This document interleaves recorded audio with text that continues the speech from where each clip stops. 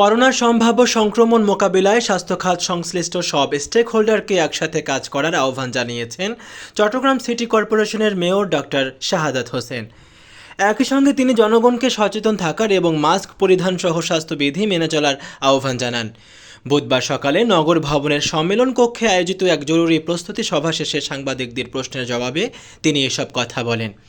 সভায় আরও বক্তব্য রাখেন চট্টগ্রাম বিভাগীয় স্বাস্থ্য পরিচালক ডাক্তার ওয়াং সুইপ্রু মার্মা, চমেক হাসপাতালের পরিচালক brigadier general Mohammad Taslim Uddin, civil surgeon doctor Jahangir Alam, Chattogram general হাসপাতালের তত্ত্বাবধায়ক ডাক্তার আকরাম হোসেন ও চসিকের প্রধান স্বাস্থ্য কর্মকর্তা ডাক্তার মোহাম্মদ ইমাম হোসেন রানা, চসিকের সচিব মোহাম্মদ আশরাফুল আমিন, প্রধান প্রকৌশলী আনিসুর রহমান, মহানগর বিএনপির সাবেক স্বাস্থ্য বিষয়ক সম্পাদক এস.এম.